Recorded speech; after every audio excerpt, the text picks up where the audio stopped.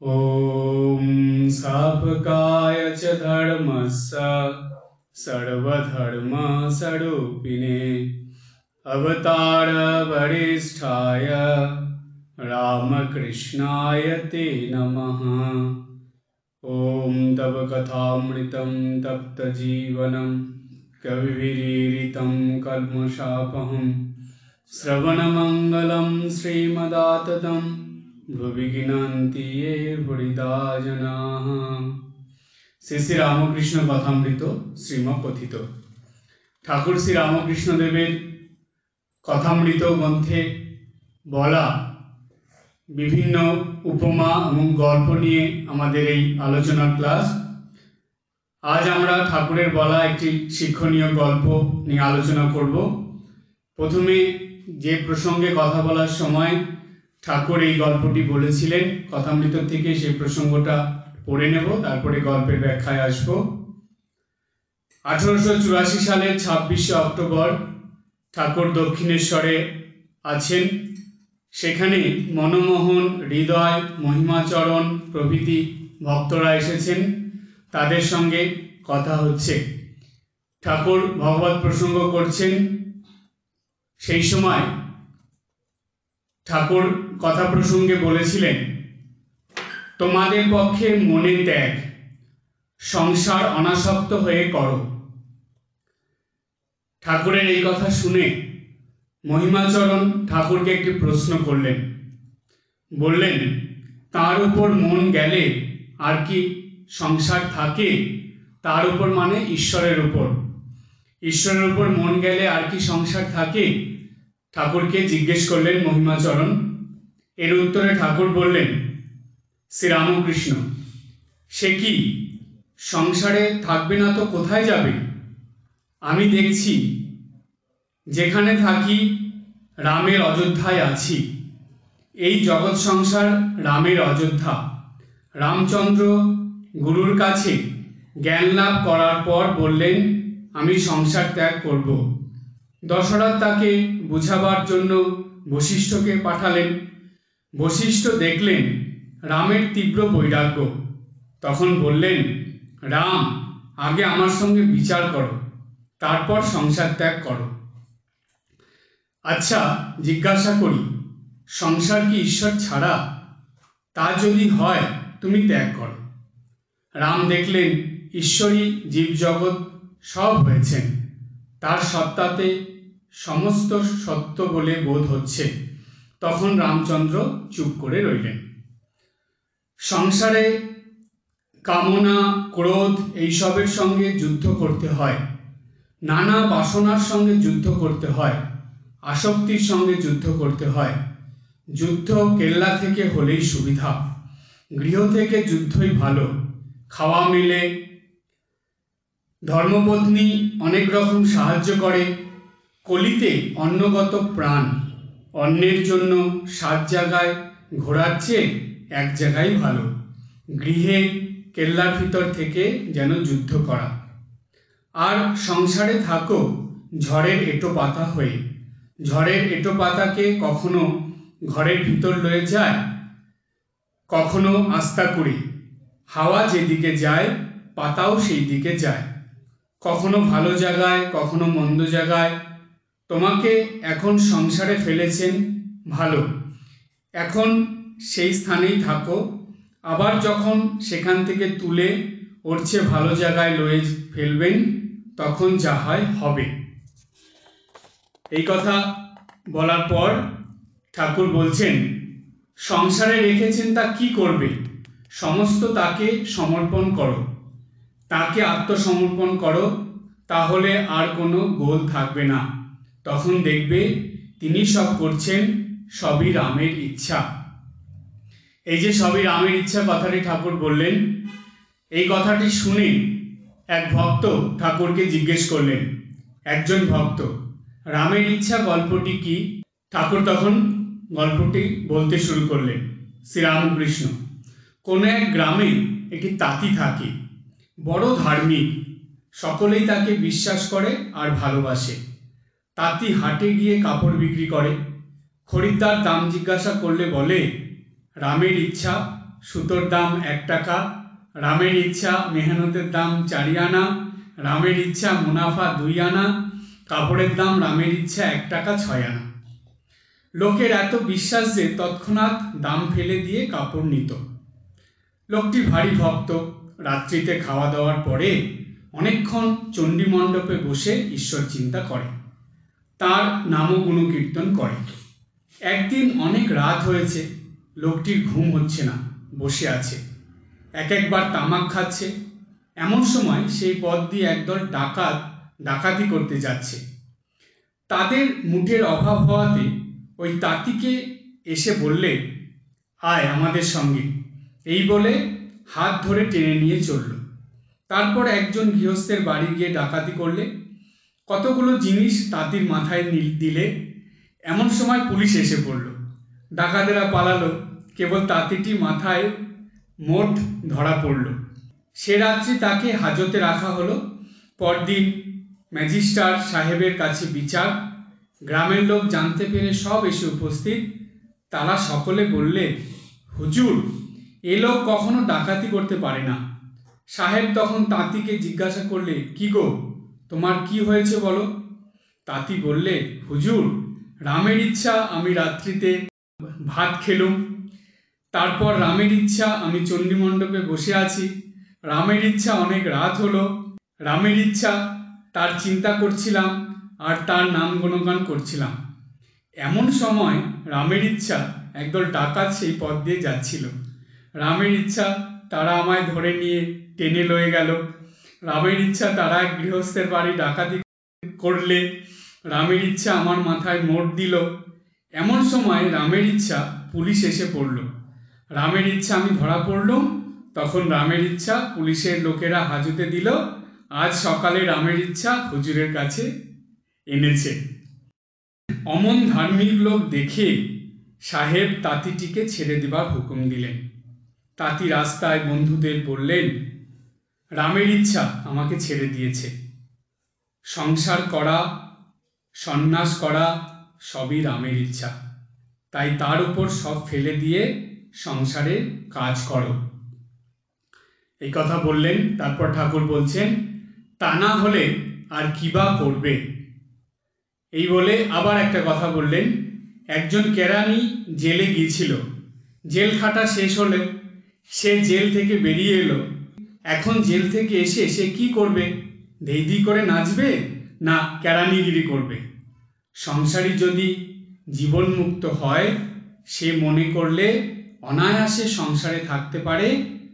যার জ্ঞান লাভ হয়েছে তার এখান সেখান নাই, তার সব সমান। যার সেখানে আছে তার এখানেও আছে।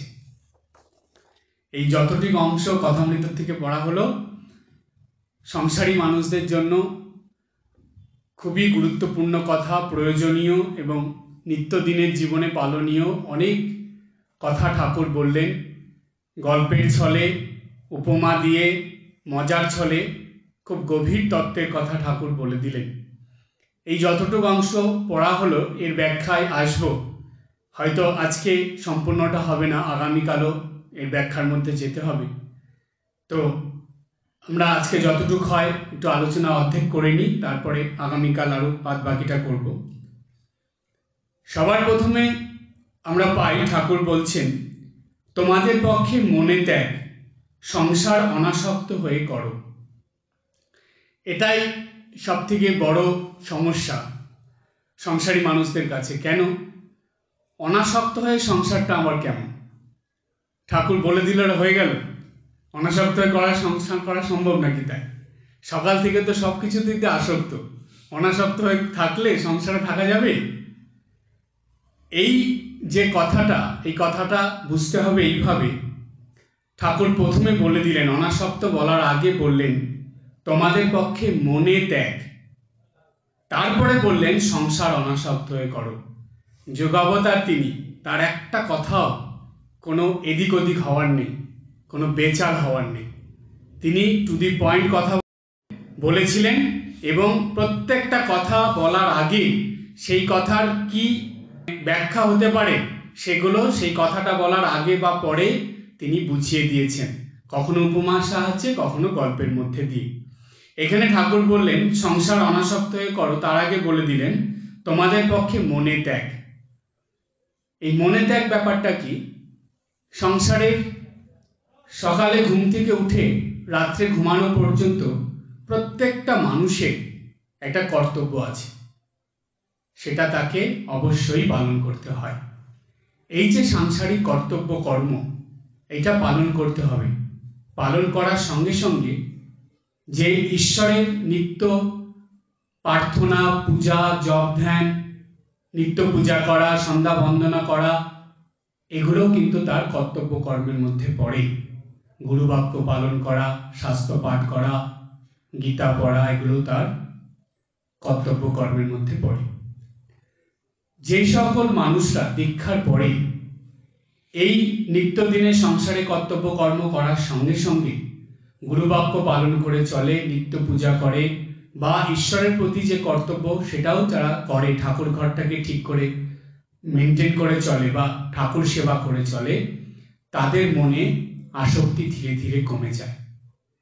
তাদের মন থেকে তারা ত্যাগ করতে পারে, অর্থাৎ তখন মনে আর কিছু কাঁঠালের আঠার মতন লেগে থাকে না। কারণ কি? ওই যে তারা নিত্যদিন ঠাকুর সেবা করছে, জপ, ধ্যান, প্রার্থনা, পূজা পাঠ করছে, এটার যে শক্তি, এই শুভকর্মের তো একটা শক্তি আছে, এই শক্তিটা মনকে আসক্ত হতে দেয় না, ধীরে ধীরে মন থেকে আসক্তিগুলো সরিয়ে দেয়। তাই শ্রীমা সারদা দেবীর কথায় আমরা পাই, মা বলেছিলেন, বাবা সংসারে যেমন কর্তব্য সেটা করে যাবে, কিন্তু ভালো এক ভগবানকে বাসবে। কেন মা বলেছিলেন? তার কারণ যে ভগবানের প্রতি ভালোবাসা থাকলে মনের আসক্তি, এই জাগতিক বিষয় সুখ, ভোগ সুখ, জাগতিক জিনিসের প্রতি আসক্তি ধীরে ধীরে মন থেকে চলে যায়। আর আসক্তি চলে গেলেই সেই মন নিরাসক্ত হয়ে যায় এবং ঈশ্বরের দিকে মন অনেক বেশি থাকে, অর্থাৎ সেই মন দিয়ে ঈশ্বর লাভ অনেক সহজ হয়ে যায়। তখন নিত্যদিনের যে জপ, ধ্যান, পুজো পাঠ, সেগুলো আরো ভালোভাবে করা যায়। আর মনে দেখবেন একটা আপনাদের ছোট্ট একটা অনুশীলনী দিই। এই অনুশীলনটা কি জানেন? নিত্যদিনের একটা পরীক্ষা করার অনুশীলন আপনাদের বলি। একদিন আপনারা ঠাকুর ঘরে যাবেন না, প্রণাম করবেন না, জপ করবেন না, কিছু করবেন না, এমনি সংসারের সব জিনিস নিয়ে থাকবেন। সাংসারিক চিন্তা নিয়ে, সাংসারিক কথা নিয়ে, একে ফোন করা, ওকে ফোন করা, নানা রকম এইসব খালি বিষয় আশয় সংসার এইসব নিয়ে থাকবে। আর একদিন শুধু ঠাকুর ঘরের দিকে থাকবে, জপ করবেন, পূজা পাঠ করবেন, নিজে হাতে একটু ভোগ রান্না করে ঠাকুরকে দেবেন, সেদিন শাস্ত্র পাঠ করবেন, সন্ধ্যা বন্দনা করবেন, লীলা চিন্তন করবেন, এগুলো করবেন। করে তারপরে আপনারা নিজেরা এসে একদিন আমাকে বলবেন তো কোন দিন আপনারা ভালো ছিলেন, কোন দিন আপনাদের মনটা অনেক বেশি আনন্দে ছিল, কোন দিন আপনাদের মনে অন্তত এই সুখ শান্তির একটা ভাব আপনারা পেয়েছিলেন, সেটা নিজেরা পরীক্ষা করে দেখবেন। জানবেন বিষয় চিন্তা, বিষয়ের প্রতি আসক্তি, এই বিষয় বাসনা, ভোগসুখ, এগুলো মানুষের মনকে ঈশ্বর থেকে সরিয়ে দেয়, অর্থাৎ এগুলো মনকে অনেক নিচে নামিয়ে দেয়, মনকে ক্রমাগত জগতে মাকড়সার জালের মতন আটকে দেয়। কিন্তু যখন আপনারা ঈশ্বরের দিকে মন দেবেন, তখন দেখবেন যেন মনে হচ্ছে একটা আলাদা ভালো লাগা, যেন সংসারের থেকে আপনারা মুক্ত হয়ে যাচ্ছেন। আর একটা কথা বলি, আর একটা অনুশীলনী আপনারা করবেন। আপনারা এই যে এত ব্যস্ততাপূর্ণ শহর, এই শহরের মধ্যে একদিন ঘুরবেন, এদিক যাবেন, ওদিক যাবেন, মার্কেটিং করবেন, এটা ওটা খাবেন, এর সঙ্গে কথা বলবেন, এই কোলাহল, চিৎকার চেঁচামেচি এর মধ্যে থাকবে। আর একদিন একদম নির্জন জায়গায় চলে যাবেন, ফাঁকা জায়গায়, পাহাড়ের উপরে বা উঁচু স্থানে গিয়ে চুপচাপ নিজের মতন থাকবেন। দেখবেন তো কোন দিন ভালো লাগে, মনের অবস্থাটা আপনারা নিজেরাই বুঝতে পারবেন। ঠিক জানবেন সংসার হলো ওই কোলাহলপূর্ণ শহর, আর ওই ফাঁকা স্থান, নির্জন স্থান, ওটা হলো ভগবানের জায়গা। মনকে এইরকম অনুশীলনের দ্বারা নিজেরা বিচার করতে হয়, তবে তো মনে অনাসক্তি আসে। না হলে জাগতিক সংসারে থাকলে অনাসক্ত বা আসক্তি কি এগুলো বোঝাই যাবে না, ভাববে না আমরা যেমন আছি ভালোই আছি। তো মনের এই পার্থক্যগুলো বোঝার জন্যই আমাদের নিজেদেরকে অনুশীলনের মধ্যে আনতে হয়।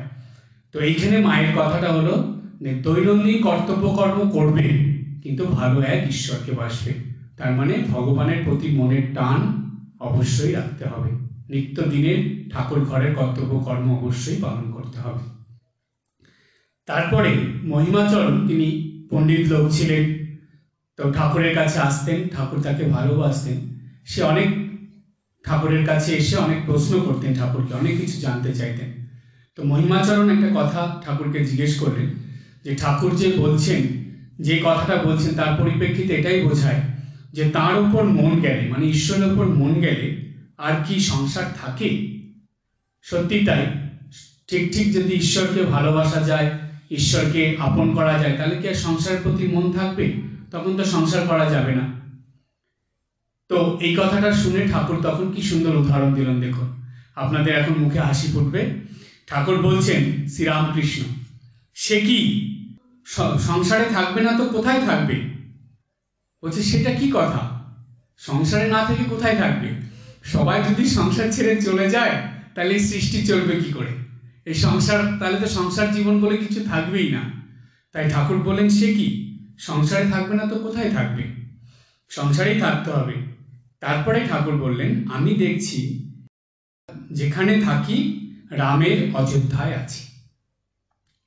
রামের অযোধ্যায় আছি মানে এখানে বলার অর্থ হলো যেখানেই থাকি ঈশ্বরের রাজত্বেই আছি। সত্যি তো তাই। একটু ভালো করে ভেবে দেখবেন তো, এই জগতে কিছু কি আপনি সঙ্গে করে এনেছিলেন জন্মের সময়? কোনটা আপনার? কি এনেছেন আপনি সঙ্গে করে? যা নিয়েছেন সবই তো এই জগৎ সংসার থেকে নিয়েই আপনি ভোগ করছেন।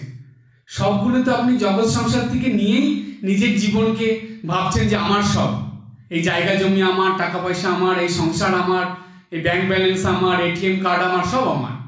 এগুলো কোথা থেকে আপনি নিয়ে জন্মের সময় আপনি সঙ্গে করে নিয়ে এসেছিলেন? সবই তো জগৎ সংসার থেকে নিয়েছেন। যাওয়ার সময় যখন যাবেন তখন কি একটা সুতো সঙ্গে করে নিয়ে যেতে পারবেন? সবই তো এখানে রেখেই যেতে হবে। তাহলে এদের প্রতি এত আসক্তি কেন? কিছুই নিয়ে আসেননি, কিছুই নিয়ে যাবেন না, মাঝখানে এই আসক্তি বাড়িয়ে কেন জীবনে এত দুঃখ কষ্ট? তারপরে এগুলো কি লাগবে না আমাদের? আপনারা বলবেন হ্যাঁ মহারাজ আপনি এগুলো বলছেন, জানেন একটা এটিএম কার্ড না থাকলে কি অসুবিধা হয়? এগুলো লাগবে, কিন্তু এগুলো প্রয়োজনের জন্য, এগুলোর প্রতি আসক্তি থাকার জন্য নয়। এগুলোকে নিয়ে বালিশের নিচে রেখে ঘুমানোর জন্য নয়, এগুলোকে প্রয়োজনে কাজে লাগানোর জন্য। যেই প্রয়োজন মিটে গেল রেখে দিলাম, কিন্তু তার বলে ওটা ছাড়া আমার চলবে না, এটা সব সময় আমার সঙ্গে থাকতে হবে, এই রকম জাগতিক কোনো বিষয় বা কোনো কিছুর মধ্যে যাতে মন আটকে না যায়, এটা ঠাকুর বলছেন। সেই জন্য ঈশ্বরের রাজত্বে আমরা আছি, এটা ভাবতে হবে। তিনি আমাদেরকে এই মনুষ্য জন্ম দিয়ে পাঠিয়েছেন। আজকে বলুন তো, একটা মানুষ যদি মরে যায়, মরে যাওয়ার পর এর পরের জন্মে সে মানুষ হয়ে জন্মাবে কিনা সেটা কে ঠিক করে দেয়? সেটা কার ইচ্ছাতে হয়? সেটা কি কোনো মানুষের ইচ্ছাতে হয়? সে এর পরের জন্মে মানুষ হয়ে জন্মাবে কিনা, সে ছেলে হয়ে জন্মাবে না মেয়ে হয়ে জন্মাবে, এগুলো কে ঠিক করে? তো ঈশ্বরের ইচ্ছাতেই যদি সব হচ্ছে, তাহলে তো আমরা ঈশ্বরের রাজত্বেই আছি। মা বললেন তার ইচ্ছা ছাড়া গাছের একটা পাতাও নড়ে না, এটা তো আমাদের বুঝতে হবে। সুতরাং তার রাজত্বে আছি, তার ইচ্ছায় চলছি, এই ভাবটা মনে রাখতে হবে। তারপরে বলছেন ঠাকুর, এই জগৎ সংসার রামের অযোধ্যা। কত সুন্দর বুঝিয়ে দিলেন দেখুন। এই জগৎ সংসার রামের অযোধ্যা মানে ভগবানের রাজত্ব। রামচন্দ্র গুরুর কাছে জ্ঞান লাভ করার পর বললেন আমি সংসার ত্যাগ করব। গুরুর কাছ থেকে জ্ঞান লাভ করলেন মানে গুরু তাকে বুঝিয়ে দিল যে জগতের কোনটা সত্য কোনটা অসত্য, সব বুঝে গেলেন। স্বয়ং ভগবান হয়েও তাকে গুরুকরণ করতে হলো এবং গুরুর কাছ থেকে সব বুঝতে হলো। তাহলে দেখুন, এই যে শাস্ত্রের কথা যে গুরু ব্রহ্মা গুরু বিষ্ণু, এটা কত সত্যি কথা। দেখুন, স্বয়ং ভগবান তাকেও গুরুকরণ করে বিচার করতে হলো। যখন রাম এই সংসার ত্যাগ করে যাবে ঠিক করলো, তখন দশরথ তাকে বুঝালেন, কিন্তু রাম বুঝল না। দশরথ কি করলেন, তখন বশিষ্ঠকে পাঠালেন। বশিষ্ঠ মুনি তিনি কিন্তু সংসারী ছিলেন। তিনি এসে রামের সঙ্গে বিচারে বসলেন, বললেন ঠিক আছে আমার সঙ্গে আগে বিচার করো, তারপরে তুমি সংসার ত্যাগ করবে। কি বিচার করলো? বশিষ্ঠ বললেন রামকে যে যখন রামের মধ্যে তীব্র বৈরাগ্যের ভাব দেখলেন বশিষ্ঠ, কারণ তীব্র বৈরাগ্য হলেই একটা মানুষ সংসার ত্যাগ করে চলে যায়, সে আর সংসারে থাকে না। তো রামও সেরকম তীব্র বৈরাগ্য দেখে বশিষ্ঠ বললেন যে রাম, আগে আমার সঙ্গে বিচার করো, তারপর সংসার ত্যাগ করো। কি বিচার? বললেন আচ্ছা তোমাকে জিজ্ঞাসা করি, সংসার কি ঈশ্বর ছাড়া? সংসার ঈশ্বর ছাড়া নয়। কারণ এইটা আমরা সংসারকে ক্ষুদ্র সংসার বলে ভাবি, সম্পূর্ণ জগৎটাই ঈশ্বরের সংসার। তারই একটা ক্ষুদ্র অংশ হলো এই সংসার, যেই সংসারটা মানুষ করে, এটা তারই একটা ক্ষুদ্র অংশ। যেমন একটা ট্রেন আপনারা দেখেছেন, শুধু রেলের ইঞ্জিনটা নিয়ে কি একটা ট্রেন, বা শুধু মাঝের একটা বগি বা পিছনের একটা বগি নিয়ে কি ট্রেন? সম্পূর্ণটা প্রথম থেকে শেষ পর্যন্ত নিয়েই তো একটা ট্রেন। ঠিক তেমনি এই জগতের সব কিছু নিয়েই জগৎ সংসার, তার মধ্যে এই যে সংসার আপনারা করছেন এটা একটা ক্ষুদ্র অংশ, ছোট্ট সংসার। এর মধ্যে ঈশ্বর আছে, কারণ পুরো জগৎটাই তো ঈশ্বরের। তো এই যে আপনারা যে সংসার করছেন এটা ঈশ্বর ছাড়া কি করে হলো? এটা তো ঈশ্বরেরই সংসার, ঈশ্বর তো এর মধ্যেই আছেন। তাই বশিষ্ঠদেব বললেন যে তা যদি হয় তুমি ত্যাগ করো, তুমি যদি বোঝো যে এই সংসারটা ঈশ্বর ছাড়া, তাহলে তুমি সংসার ত্যাগ করো, তখন আর তোমাকে কিছু বলার নেই। তো রাম ভেবে দেখলেন ঈশ্বরই জীবজগৎ সব হয়েছেন, তার সত্তাতে সমস্ত সত্য বলে বোধ হচ্ছে। তখন রাম চুপ করে রইলেন। রাম যেহেতু জ্ঞান অর্জন করেছিলেন গুরুর কাছ থেকে, আপনারা জানেন, একটা এই প্রসঙ্গে কথা বলি। লালন ফকিরের একটা গানে আছে, লালন ফকির লিখেছিলেন, ভবে মানুষ গুরু নিষ্ঠা যার, সকল সাধনা সিদ্ধ হয় তার। এই যে গুরু মন্ত্র আপনারা জপ করেন, গুরু বাক্য পালন করেন, গুরুদেবের কথা মেনে চলেন, এটা জানেন নিত্যদিনের সাধনা। এই সাধনা যদি সম্পূর্ণ বিশ্বাস নিয়ে আপনারা করেন, আপনারা সেই পারমার্থিক জ্ঞান সংসারে থেকেই অর্জন করবেন।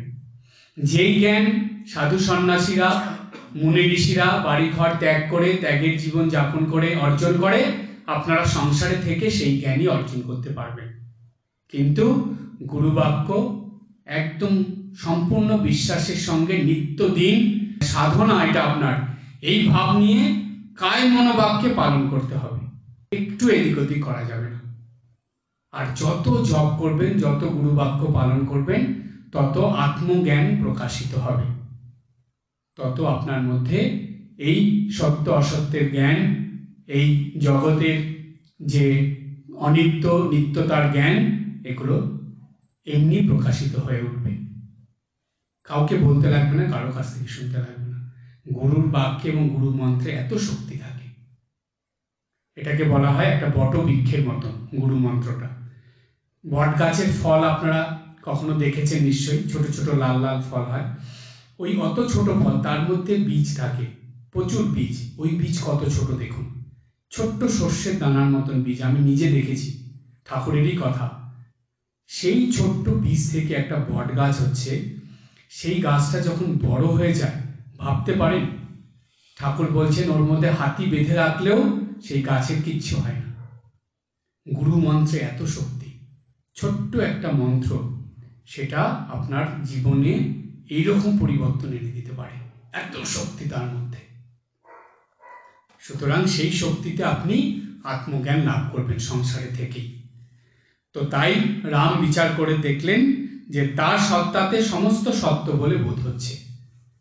তিনি আছেন বলেই তো আমাদের এই জগৎ সংসারের সব কিছু আমরা দেখছি, আমাদের কাছে এগুলো সত্য বলে বোধ হচ্ছে, বা আমরা বিচার করতে পারছি কোনটা সত্য, কোনটা অসত্য, কোনটা মিথ্যা, কোনটা ঠিক নয়। এই যে কোনটা ভালো কোনটা খারাপ, এই বিচারগুলো কি করে আসছে? তিনি আছেন বলেই তো আসছে। যদি ঘরে আয়না না থাকে আপনি বুঝবেন কি করে যে কেমন আপনি সাজগোজ করলেন, কেমন দেখাচ্ছে, ভালো দেখাচ্ছে না খারাপ দেখাচ্ছে, সেগুলো কি করে বুঝবেন? আয়নাটার সামনে দাঁড়ালেই তো বোঝা যাবে। এই ঈশ্বরের এই সত্তা আছে দেখেই আমরা সেই সত্তার আলোকে এগুলো সব বুঝতে পারছি। কোনটা ঠিক কোনটা ভুল এগুলো একমাত্র ঈশ্বরের সত্তাতেই বোঝা যায়। তাই যারা যত ঈশ্বরের দিকে এগিয়ে যায়, জপ ধ্যান সাধন ভজন করে, তাদের মন তত এই সত্য মিথ্যা ভালো খারাপ এগুলো সব খুব তাড়াতাড়ি বুঝতে পারে। তখন কি হয়, এটার বলার অর্থ হলো সংসারে যে সব অনিত্য, অনিত্যম অসুখম লোকম, ভগবান গীতাতে বলে দিলেন এই সংসার সম্বন্ধে। এইটা হলো অনিত্যম এবং অসুখকর। এখানে নিত্য বলে কিছু নেই, সুখ বলে কিছু নেই। আমরা যেটাকে নিত্য সুখ বলে ভাবি, এটা মরুভূমির মরীচিকার মতন। কিছুটা বোধ হয়, কিন্তু তার সঙ্গে দুঃখ কষ্ট যন্ত্রণা অনেক বেশি হয়। তাই এই যে বোঝার ক্ষমতা, এটা ঈশ্বরের দিকে মন না নিলে কখনো মানুষ বুঝতে পারবে না। তারা ভাববে না আমরা বেশ আছি, আমরা ঠিকই আছি, এই বিচার বোধটা আসে না।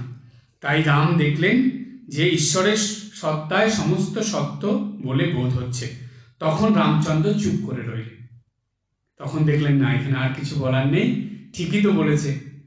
আমাকে সংসারে থেকেও তো সেই ঈশ্বরকেই লাভ করা যায়, ঈশ্বরের সত্তা লাভ করা যায় এবং ঈশ্বরের পথে বা ত্যাগের জীবন যাপন করা যায়। সেটা মন থেকে ত্যাগ করে জীবন যাপন করতে হবে। রামচন্দ্র কিন্তু ঠিক তাই করেছিলেন।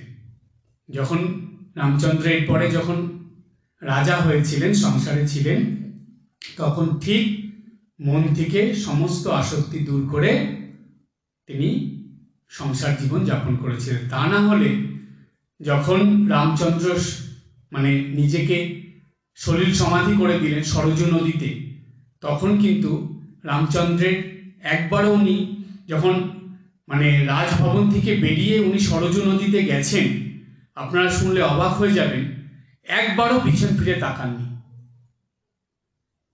একবারও পিছন ফিরে তাকাননি।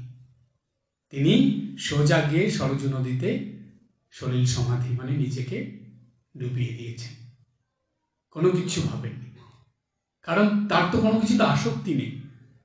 মানুষের যাতে আসক্তি থাকে সেটার প্রতি বারে বারে মানুষের মন যায়, নজর যায়, দৃষ্টি যায়, মানুষ বারে বারে সেখানে ছুটে যায়।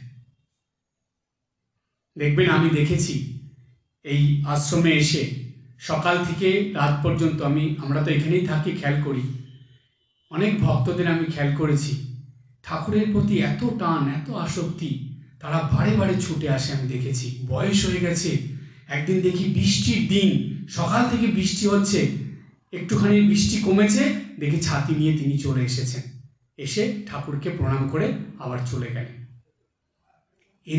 এদের প্রতি ঠাকুরের কৃপা হবে না, কার প্রতি কৃপা হবে? এইরকম টান তার, নিত্যদিন তিনি আসেন। এদেরকে ঠাকুর হাত ধরে তুলে নেবেন না, কাদের নেবেন? মানুষের সংসারের প্রতি এত আসক্তি, সংসার ছেড়ে বেরোতেই চায় না। সংসার ছেড়ে যে বাইরে একটা জগৎ আছে, আশ্রমে যে দীক্ষা নিয়েছে, ঠাকুরের কাছে যাবে, মনে আসেই না কখনো তাদের। যদি তাদের বলা হয় আশ্রমে যাবি, না না ধুর, আজকে ভালো লাগছে না, এই বাড়িতেই থাকি, কি আশ্রমে যাবো আর, সকাল থেকে অনেক কিছু হয়েছে আজকে বাড়ি। যদি বলা হয় চল মার্কেটিংয়ে যাবি, হ্যাঁ এক্ষুনি দাঁড়া, 5 মিনিট, আমি এক্ষুনি আসছি, সঙ্গে সঙ্গে রেডি হয়ে চলে আসে। দেখুন মনের টান। ভগবান কাদের হাত ধরবেন, কাদেরকে নিজের চরণে স্থান দেবেন? ভক্ত এইরকম ভক্ত হতে হবে। হ্যাঁ, প্রতিদিন না হোক, কিন্তু আমি সপ্তাহে একদিন ঠাকুরের কাছে আসবো, তার কাছে বসবো, তার কাছে প্রার্থনা করব, তার নাম জপ করব। একটু সকালে বসে বসে এসে ঠাকুরের পুজোটা একটু দেখি, নিত্য পুজো হয়, একজন মহারাজ পুজো করেন, একটু পুজো দেখি। জানেন, ঠাকুরের পুজোর সময় আমাদের শাস্ত্রে বলা আছে এই কথা, আজকে এটা জেনে রাখুন, এটা বলে শেষ করব। সকালবেলা যখন মঙ্গল আরতি হয় তখন, যখন নাকি নিত্য পূজা হয় তখন, সন্ধ্যা বন্দনা যখন হয় তখন এই সময়গুলো ঠাকুর বিশেষভাবে প্রকাশিত হন। সব সময় সর্বদা তো ঠাকুর আছে, কিন্তু এই সময়গুলো ঠাকুরের বিশেষ প্রকাশ হয়, বিশেষভাবে প্রকাশিত হন। কেন জানেন?